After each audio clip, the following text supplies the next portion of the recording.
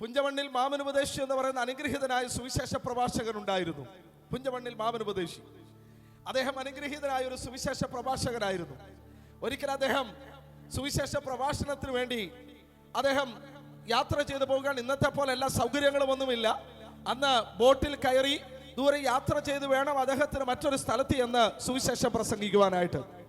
അതിനുവേണ്ടി അദ്ദേഹം ഇറങ്ങിത്തിരിച്ചു. പല്ലനയാറ് ക്രോസ് ചെയ്ത് വേണം തനിക്ക് പോകാനായിട്ട്. ബോട്ടിന് വേണ്ടി കാത്തു നിൽക്കുകയാണ്. ബോട്ട് വരാൻ അല്പസമയം കൂടെ ഉണ്ട്. അതുകൊണ്ട് അദ്ദേഹം ചെയ്തൊരു കാര്യം, അദ്ദേഹം അന്നത്തെ കാലത്ത് ഈ പഴയ ആൾക്കാരുടെയൊക്കെ കാലംകൊട എന്ന് പറയുന്ന ഒരു സാധനമുണ്ട്. നിങ്ങൾ കണ്ടിട്ടുണ്ടാവും, വളഞ്ഞ ഒരറ്റമുള്ള ഒരു കൊട. അത് ഈ തോളയിൽ ഇങ്ങനെ തൂക്കിയിട്ട് അല്ലെങ്കിൽ ഈ ഷർട്ടിന്റെ കോളറിലൊക്കെ ഇങ്ങനെ തൂക്കിയിട്ട് അവർ പോകാറുണ്ട്. വെയിലിനും മഴയ്ക്കും വേണ്ടി വന്നാൽ അത്യാവശ്യം ബലഹീനത തോന്നുമ്പോൾ കുത്തി നടക്കാനും ഒക്കെ ഉപയോഗിക്കുന്നതായിരുന്നു അന്നത്തെ കാലം കൊട. സ്തോത്രം, ബലമുള്ളതാണ്. ആ കൊടയും തൻ്റെ കയ്യിലുണ്ട്. അടുത്ത് കണ്ട ഒരു ചെറിയ ഒരു ചായക്കട, ഒരു മാടക്കട, അതിലേക്ക് ചെന്നിട്ട് അവിടെ പലകകൾ അടിച്ച പണ്ടത്തെ മാടക്കട ചായക്കടയൊക്കെ നിങ്ങൾക്കറിയാം. ഇന്നത്തെ പോലെ 5 സ്റ്റാർ ഒന്നും അല്ല. അവൻ ചെറിയ ചെറിയ സ്ഥലങ്ങളിലുള്ള ചെറിയ പലകൾ കൊണ്ട് മറച്ചിരിക്കുന്ന ചെറിയ ഒരു ടീ ഷോപ്പാണ്. അവിടെ ചെന്നിട്ട് അദ്ദേഹം ആ പലകയിൽ തൻ്റെ കുടയെടുത്ത് അവിടെ വെച്ചു. ഒരു ചായ ഓർഡർ ചെയ്ത് ചായ കുടിച്ചുകൊണ്ടിരിക്കുമ്പോൾ ബോട്ടിന്റെ ഹോൺ സൗണ്ട് കേട്ടു. എല്ലാവരും ഇറങ്ങി പോയ കൂട്ടത്തിൽ അദ്ദേഹം വളരെ ധൃതിക്ക് ഓടിച്ചൊന്ന് ബോട്ടിലോട്ട് കയറാനായിട്ട് തുടങ്ങുമ്പോഴാണ് സന്തത സഹചാരിയായ കൊട അവിടെ ഇപ്പോഴും ടീ ഷോപ്പിന്റെ ആ പലകയിൽ കൊളുത്തിയിട്ടിരിക്കുന്ന കാര്യം ഓർത്തു. അദ്ദേഹം അത് എടുക്കുവാൻ വേണ്ടി തിരിഞ്ഞോടി അത് എടുത്തുകൊണ്ട് എത്രയും വേഗമെന്ന് ബോട്ടിൽ കയറാമെന്ന് വിചാരിച്ചാണ് വന്നത്. പക്ഷേ അദ്ദേഹം കൊടയെടുക്കുവാനായിട്ട് പോയ സമയം കൊണ്ട് ബോട്ട് കരവിട്ട് നീങ്ങുവാനിടയായി. സ്തോത്രം. അദ്ദേഹം അതെടുത്തുകൊണ്ട് വന്നപ്പോൾ അല്പം നിരാശ തോന്നി. ഇനി മണിക്കൂറുകൾ കഴിയണം അടുത്ത ബോട്ട് വരണമെങ്കിൽ. തൻ്റെ സമയം തനിക്ക് നഷ്ടമായല്ലോ എന്ന സങ്കടമൊക്കെ ഉണ്ട്. പക്ഷെ ദൈവത്തെ പഴിച്ചില്ല കേട്ടോ.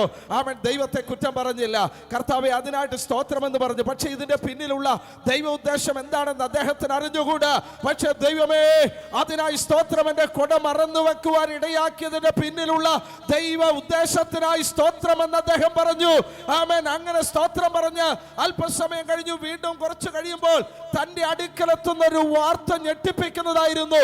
താൻ കയറി പോകുവാൻ ആഗ്രഹിച്ച റെഡീമർ എന്ന് പേരുള്ള അതേ ബോട്ട് അല്പ ദൂരം മുന്നോട്ട് ചെന്ന് കഴിഞ്ഞപ്പോൾ തലകീഴായി മറിഞ്ഞ് അതിലുണ്ടായിരുന്ന അനേകര് ആഴത്തിലേക്ക് പോയി അന്ത്യനിദ്ര പ്രാപിച്ചു. കേരളത്തിലെ പ്രശസ്തനായ കവിയായിരുന്ന കുമാരനാശാനും അതിൽ പെട്ടുപോയി. അദ്ദേഹത്തിന്റെ കവിതകളൊക്കെ നമ്മൾ സ്കൂളിൽ പഠിച്ചിട്ടുണ്ട്. കുമാരനാശാന്റെ കവിതകൾ. ആമേൻ. ബോട്ടിന്റെ പേരെന്തുവാ? റെഡീമർ, വീണ്ടെടുപ്പുകാരൻ എന്നാ പേര്. പക്ഷെ അതിൽ യാത്ര ചെയ്ത കുമാരനാശാന്റെയും അന്ത്യം ആ ബോട്ട് അപകടത്തിലായിരുന്നു.